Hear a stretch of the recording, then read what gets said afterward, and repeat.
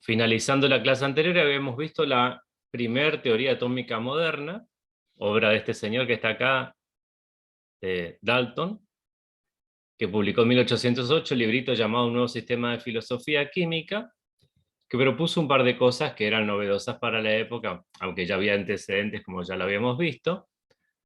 Una que, bueno, desde la antigüedad alguien propuso, pero no era popular hasta ese momento, que los elementos están formados por átomos, y dijo que todos los átomos de un elemento son idénticos con el mismo tamaño, masa y propiedades químicas.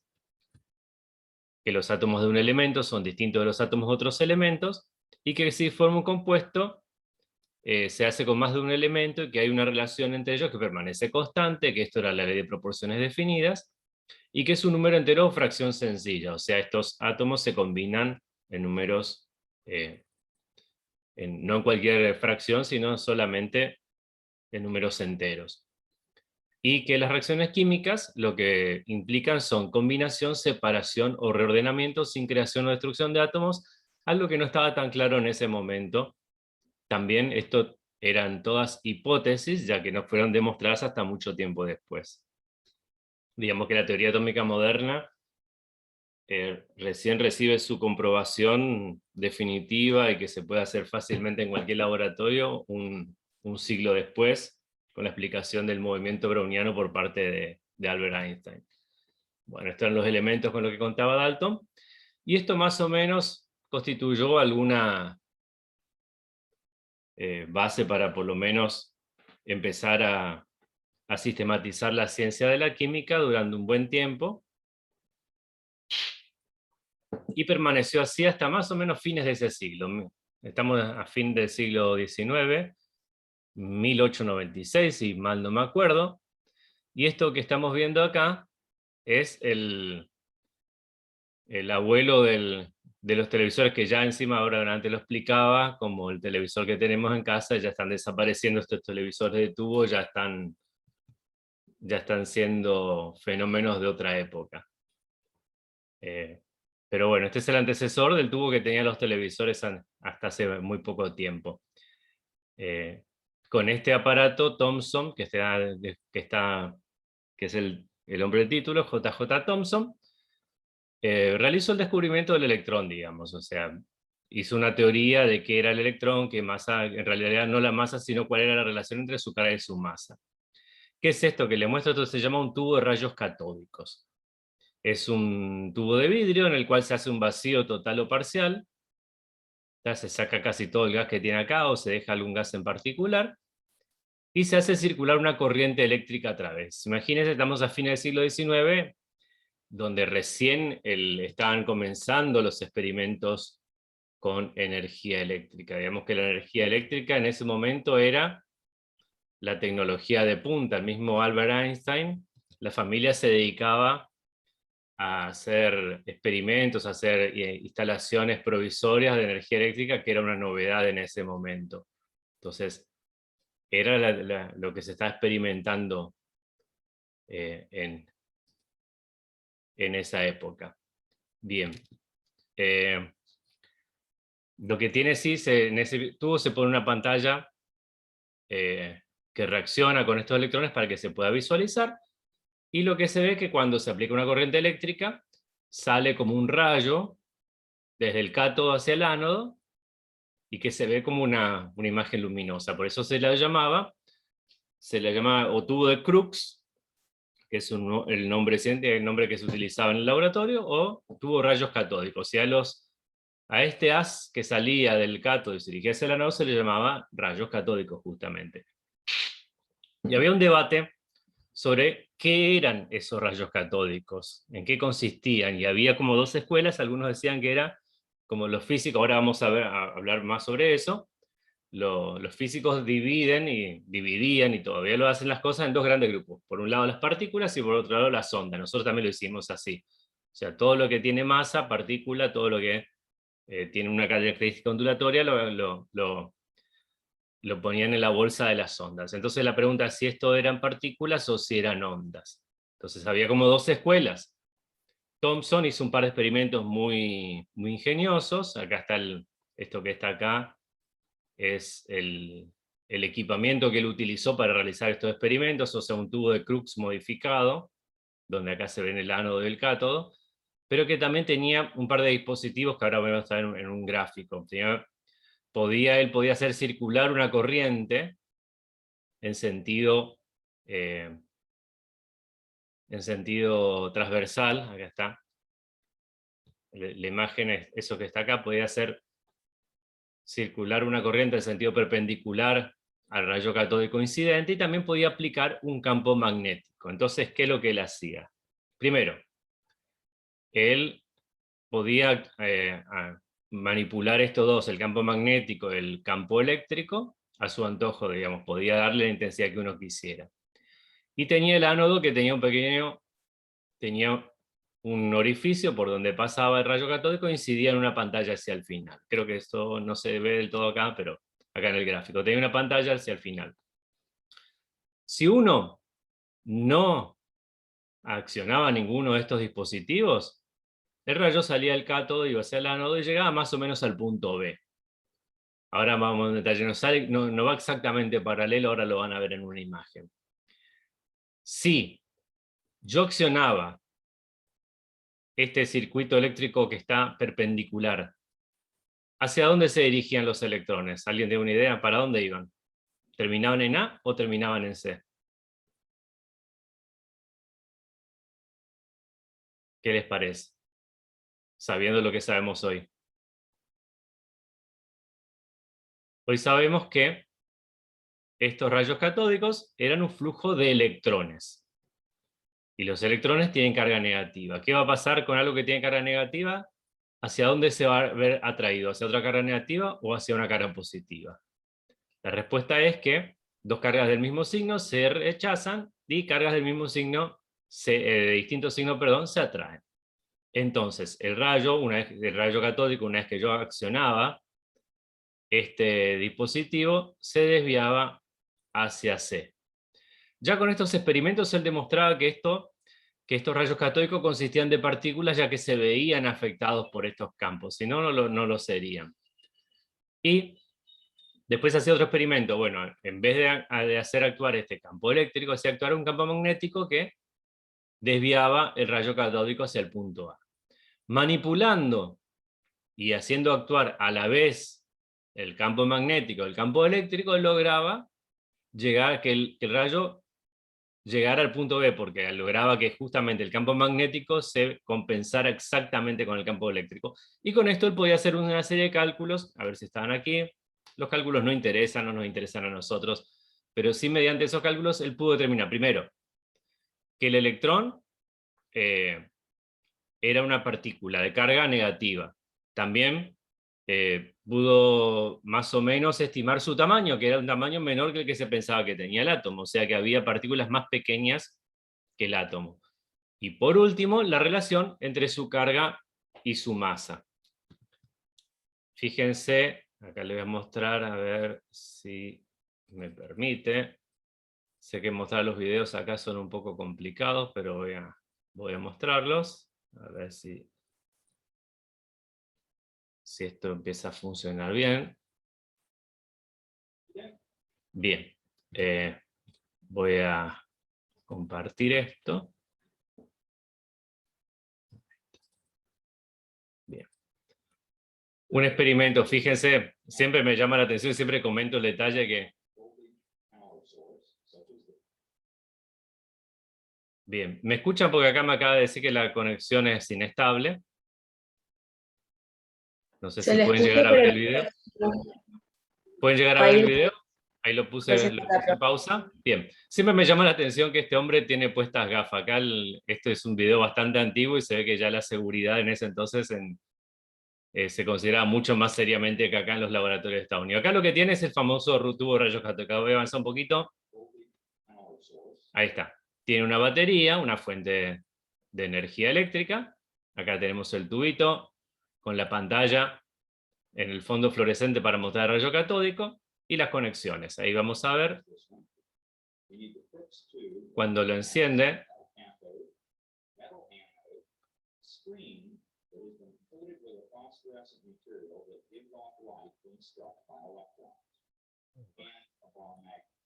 Ahora sí.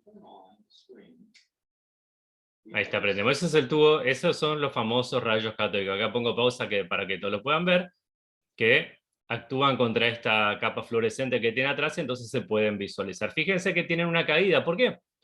No son exactamente rectos. Tienen una caída porque estos son partículas. Y las partículas se van a ver, bueno, también las ondas, pero eso va a ser de otra manera, se ven atraídas por la acción de la gravedad. Entonces van a recorrer este movimiento parabólico que ya lo hemos analizado en el primer cuatrimestre. Bien, hasta ahí.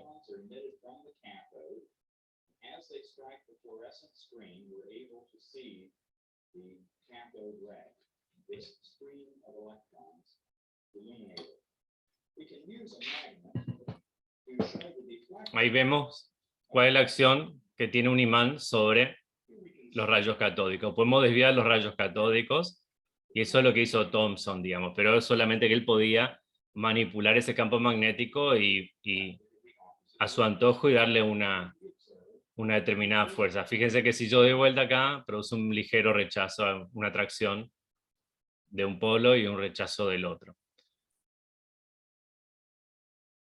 Bien. Todo eso también les mostraba, porque bueno, ahora ya no se hace más, pero a muchos le habrá pasado, y lo hicieron, si uno agarra uno de esos televisores viejos que tienen el tubo detrás, y le acerca un imán, lo que va a producir una deformación de toda la pantalla de los colores. No lo hagan en sus casas, porque si es que tienen alguno de esos televisores, porque hay que desmagnetizar todo el aparato. También para aquellos que recordamos cuando teníamos esos monitores de computadora enormes que venían antes, generalmente venía con un botón que permitía, con un menú que uno permitía desmagnetizar la pantalla. ¿Por qué? Porque cuando uno utiliza la computadora, a diferencia de la tele, ponía los parlantecitos ahí cerca del monitor, y eventualmente los parlantes tienen imanes y eventualmente iba perdiendo brillo la pantalla, con lo cual muchos técnicos habrán ganado dinero porque la gente llega, che, no, mi monitor se ve mal. Claro, lo que tenía era desmagnetizar, apretar el botoncito y desmagnetizarlo. Bueno, eso ya pasó un poco al pasado, hay todavía, pero casi no existe. Bien. Un poquito más adelante, en 1923, otro físico norteamericano llamado George Millikan hizo un experimento que le permitió, aparte, no voy a entrar en los detalles del experimento para no hacerlo demasiado largo, pero es un experimento que me tocó hacer en la facultad, es de lo más aburrido que hay. Hay que medir un millón de veces gotitas de aceite que caen y aplicarles un campo eléctrico y hacerlo de tal manera que la gotita se mantenga suspendida en el aire. Entonces uno puede medir la relación entre la carga eléctrica y la gravedad, etc. Y permite determinar la masa del electrón. Como ya J.J. Thomson dio la relación entre carga y masa, mediante este experimento uno puede determinar la carga y con ello sacar la masa, y lo hizo este señor, lo hizo, por supuesto, le hizo hacer a sus estudiantes miles de veces este experimento hasta que sacó un valor bastante aproximado. Entonces, George Millikan determinó la masa del electrón, esa que vimos en la clase pasada, que era una masa muy chiquitita. Con eso también quedó determinada la carga del electrón, o sea, la carga negativa base. Acá voy a tomar un pequeño desvío y les muestro también otro dispositivo que es muy parecido al anterior. También es un tubo de Crookes, solamente que maneja energías mucho más grandes. Y con esto está experimentando un señor llamado Röntgen, y hacía experimentos con grandes voltajes en este dispositivo. ¿Y qué pasó? Sucedió que él, haciendo estos experimentos, un día se da cuenta que una placa fotográfica que estaba situada muy cerca de este tubo de rayos catódicos de alto voltaje se velaba. Entonces empezó a pensar, bueno, había hecho este experimento a propósito, digamos, que salían estos tubos rayos catódicos, salían estos rayos. Empezó a hacer algunos experimentos muy en secreto porque pensaba que lo iban a tomar que estaba loco, y finalmente obtuvo esto que está acá. A la izquierda lo que vemos es la primera radiografía de la historia, porque lo que descubrió Röntgen con este experimento son los rayos X. Él veía que si se aceleraban estos electrones a grandes velocidades, se producían unos rayos misteriosos llamados rayos X que podían atravesar las cosas y podían interactuar con una placa fotográfica. Esto es A la izquierda la mano de la señora Ronja, que se prestó gustosa a este experimento de poder atravesar de poder ser atravesada por estos rayos X. En ese momento no se sabía qué es lo que iba a suceder con esto, digamos, pero bueno, ahí decía que, según la historia, vio la imagen y dijo: he visto mi propia muerte, pues la primera vez que alguien podía ver sus huesos estando vivo, digamos, y sin sufrir daños extremos. Ahora vemos que, por supuesto, esto tiene su costo, ahora lo vamos a ver, para la salud. Y también esto desencadenó una serie de experimentos que llevaron al descubrimiento un poco de todo el fenómeno de la radiación. Este mismo fenómeno, acá no sé por qué no tengo la diapositiva, pero este mismo fenómeno de los rayos X, había un científico francés llamado Becquerel, que pensó que las sales de uranio emitían rayos X de una manera similar, que absorbían luz del sol y la emitían nuevamente, hasta que un día nublado no pudo hacer el experimento y puso todo en un cajón y vio que las placas fotográficas se velaban igual, y descubrió un nuevo tipo de radiación, que es lo que siguieron investigando sus discípulos, que eran Marie Curie y su esposo, y llegaron al descubrimiento de varios elementos que emitían radiaciones. ¿Qué son las radiaciones? Y esto le voy a hacer un pequeño paneo nomás, después vamos a hablar un poquito de energía nuclear, que es una aplicación interesante de esto, que es bueno saber de qué se trata, por lo menos, para no tener miedo y saber de cuál es su alcance. Un átomo, cuando es radioactivo, esto fuera de lo anterior que vimos, un átomo radioactivo emite distintos tipos de radiación. Estas radiaciones pueden ser de distintos tipos. Pueden ser partículas, como las partículas alfa, que son 2 neutrones y 2 protones que se desprenden del núcleo, de un núcleo que es inestable, por eso no todos los elementos son radiactivos, sino todos los isótopos de un elemento son reactivos. Ahora vamos a hacer un poquito de eso. Emite estas partículas alfa, o puede emitir neutrones, o pueden emitir electrones, que son los electrones de alta energía, que son lo que se conoce como radiación beta o partículas beta. O puede emitir energía, como era el caso esto del uranio, en forma de radiación electromagnética eh, de alta energía, rayos gamma o rayos X, digamos. Para los que vieron el año pasado, antepasado, que estaba en auge la serie sobre Chernobyl, bueno, ahí ven el tema de las radiaciones, cómo podía suceder. Después podemos hablar un poquito más de eso. Pero digamos, las radiaciones alfa, que son partículas, son las más pesadas, pero a la vez, como son partículas justamente con mucha masa, no tienen demasiada velocidad. Entonces yo con cualquier hojita de papel lo freno, digamos, no pasa nada. Ahora, si me incide sobre la piel, probablemente me provoquen alguna quemadura si son demasiadas, pero no más que eso.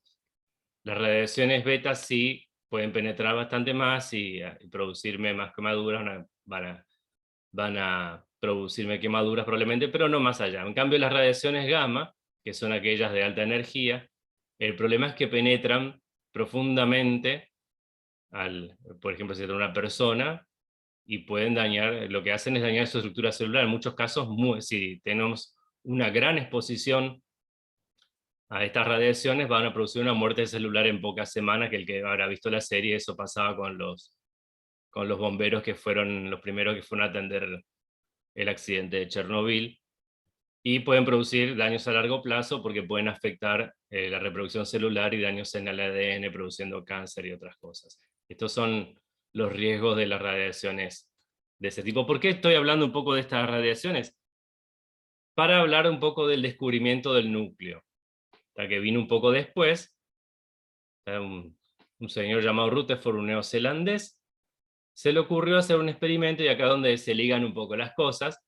Se le ocurrió hacer un experimento de qué pasaba si él hacía atravesar un átomo con partículas alfa. ¿De dónde sacó las partículas alfa? Bueno, su amiga Marie Curie le regaló unos pocos gramos de las sustancias radioactivas que había purificado junto a su esposo. Si miraron la película también que está en Netflix, que se llama Radioactiva, cuenta un poco la historia de cómo obtuvo eso.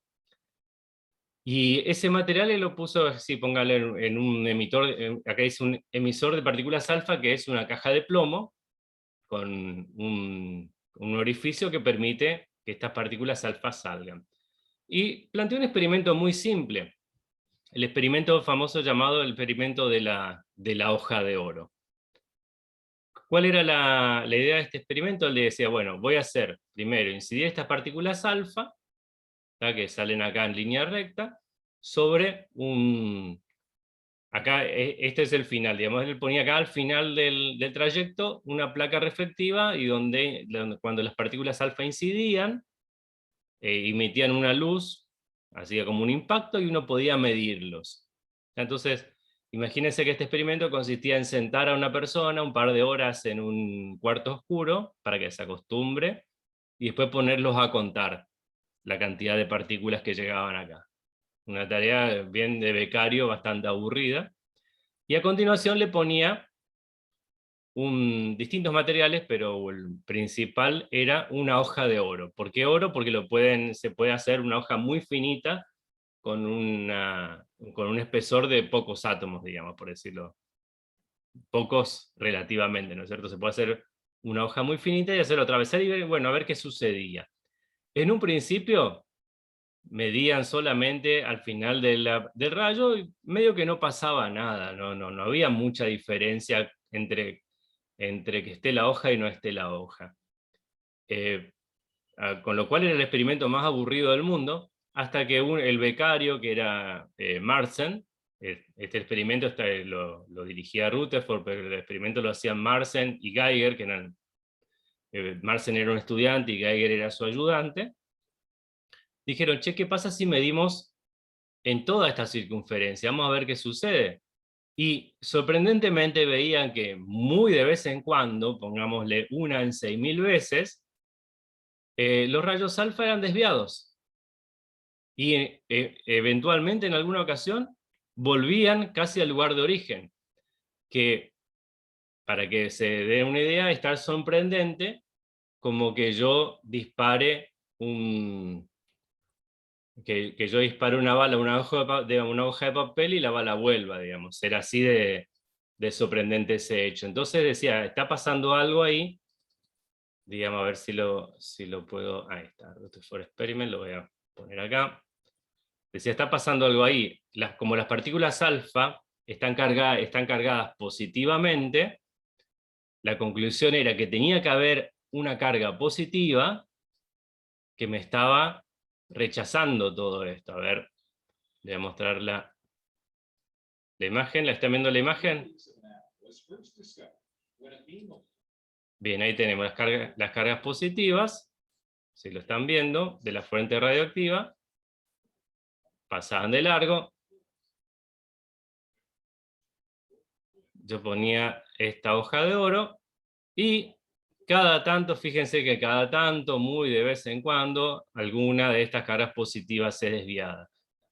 ¿Qué es lo que estaba pasando? ¿Cuál fue la teoría de Rutherford? El átomo, que hasta ese momento se pensaba, por lo que había dicho J.J. Thomson, que el átomo decía, si hay una carga negativa, que es el electrón, tiene que haber una carga positiva, porque el átomo en sí es neutro en general. Entonces él decía, bueno, Thomson dijo, el átomo es como un pan dulce, con pasas. Entonces en ese pan dulce tengo las pasas que son los electrones cargados negativamente y el resto una masa cargada positivamente muy difusa. Si esto fuera así, las cargas positivas pasarían de largo sin problemas, pero lo que se veía es que cada tanto una de las cargas positivas era desviada. ¿Qué es lo que estaba pasando? Esa carga positiva pasaba muy cerca del núcleo, mientras más cerca de lo que hoy sabemos que es el núcleo, mientras más cerca de ese núcleo pasaba, mayor era el rechazo, porque como dije, las cargas del mismo signo se repelen. A mayor cercanía con el núcleo, mayor rechazo, nunca llegan a tocarse porque las fuerzas electrostáticas son muy grandes. Es imposible que esas dos cargas entren en contacto. Apenas se acercaban un poco, se desviaba, y si pasaban muy cerca del núcleo, se desviaban mucho más. Ahora bien, esto pasaba muy pocas veces. ¿Por qué pasaba pocas veces? Porque el núcleo, y esto es lo que también calculó Rutherford, es muy pequeño. Creo que se lo dije la clase pasada, si el átomo fuera un estadio como el Maracaná, un estadio muy grande, el núcleo es una bolita en el medio del estadio. Y además en ese núcleo está contenida casi toda la masa del estadio. Y la mayor parte de lo que hay en el átomo es espacio vacío. Entonces, lo más probable es que estas partículas alfa siguieran el camino por espacio vacío, no se choquen con nada. Si se chocan con un electrón no pasa nada, porque el electrón tiene muy poca masa y aparte tiene carga negativa, y cada tanto pasaban cerca del núcleo y ahí eran desviados. Entonces, ¿cuál fue la importancia de esto? Que el señor Rutherford nos dio un modelo de átomo en el cual tenemos un núcleo, está muy denso, en el cual había cargas positivas, y una nube de electrones. En ese momento se decía, bueno, los electrones están alrededor, no se sabe muy bien qué es lo que hacen, de eso vamos a tratar en próximas clases, y ese era el modelo que teníamos del átomo. Se completó toda esta parte un poquito más tarde, lo de Rutherford estamos hablando, a ver si acá tengo el año, no tengo el año, pero tardó un poquito, un par de años más, hasta el año 1934, si no me equivoco, en completarse el panorama básico del átomo con el descubrimiento del neutrón. El neutrón es más difícil de descubrir. En 1934 un señor llamado Chadwick realizó el descubrimiento del electrón, del neutrón, que es más difícil de descubrir porque justamente el neutrón no tiene carga. Entonces el protón y el electrón se podían hacer experimentos en los cuales interactuaba con otras cargas. El neutrón no tiene carga, entonces la forma de descubrirlo es más indirecta. Pero sin embargo lo hizo. Imagínense lo rápido que se desarrolló la tecnología, que el neutrón tiene una ventaja, podemos decirlo entre comillas. Se descubrió que este neutrón que estaba en el núcleo, uno podría bombardear un átomo con neutrones. ¿Y qué sucede ahí? Si se alinea alguna cosa, si yo bombardeo un átomo con neutrones, ahí está la base de nuestra energía, nuestra tecnología nuclear, uno puede dividir al núcleo. Es como tirarle un balazo al núcleo y lo puedo destruir. De ahí salieron, imagínense, estoy hablando, en 1934 se descubrió el neutrón, 11 años más tarde, nada, para lo que es la ciencia, ya se estaban lanzando bombas atómicas. O sea, el avance científico, por supuesto que suele suceder con esto de las guerras, fue muy grande, y en poco tiempo pudieron pasar de descubrir que existía el neutrón a utilizarlo primero para fines bélicos y después para fines pacíficos también. Entonces este es el panorama más o menos completo de cómo era el átomo. Tenemos este modelo que está acá, el átomo de Rutherford, y avanzamos un poquito más a un modelo en el cual en el núcleo, además de protones, hay neutrones, lo cual también era lógico de pensar porque la gente se imaginaba, ¿cómo el núcleo se puede mantener unido si consta todo de protones?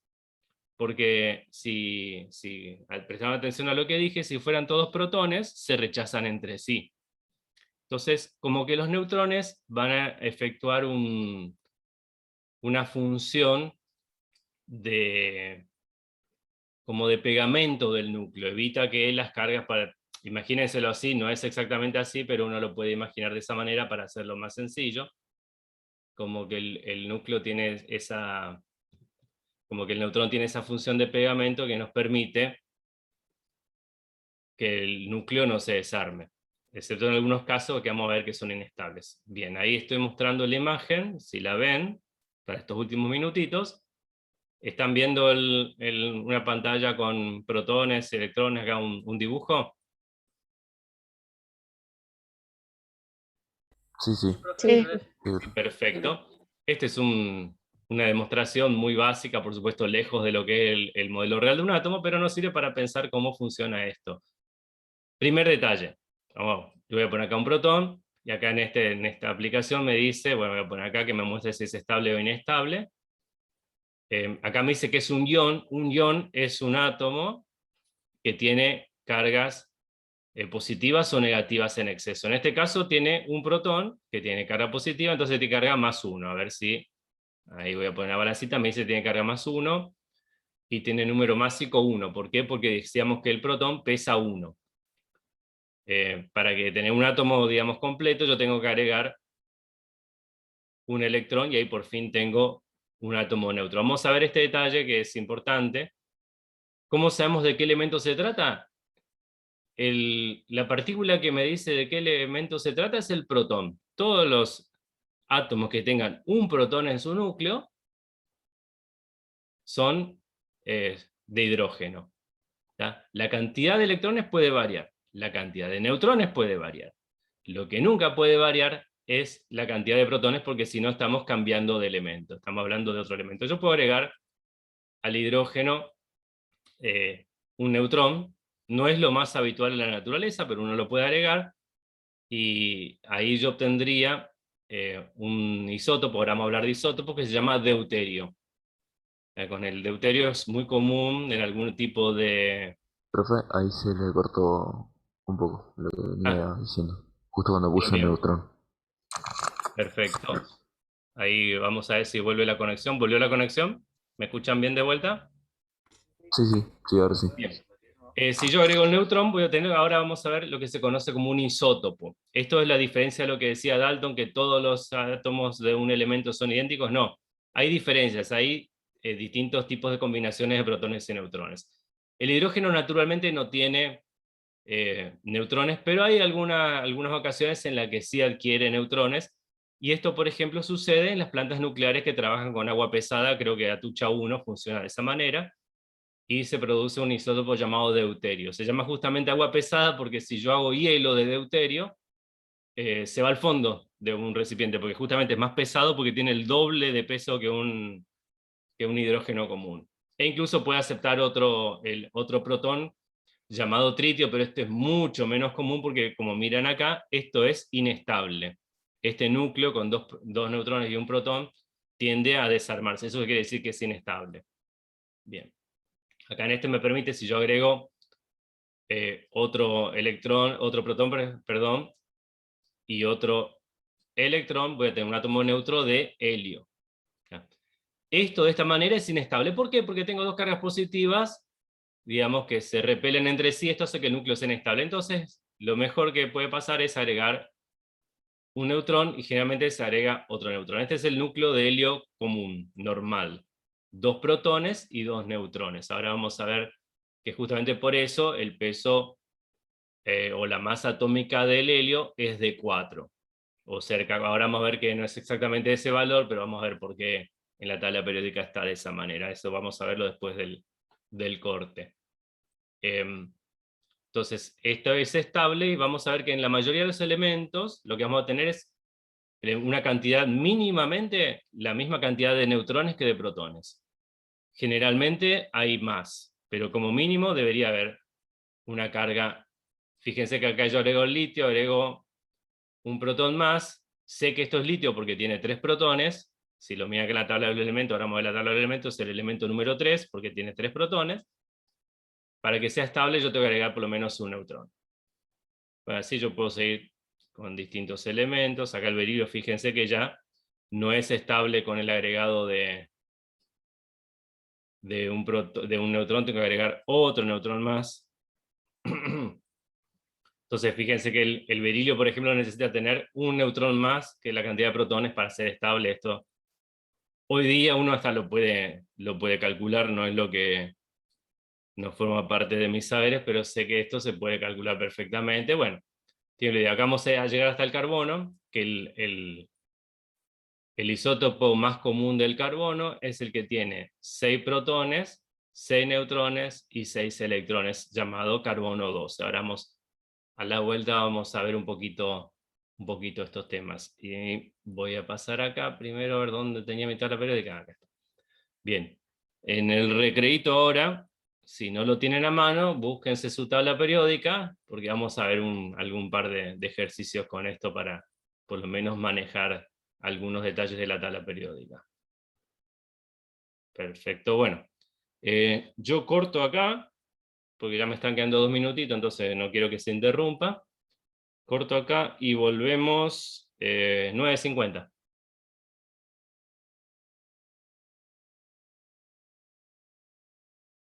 Bueno, profe.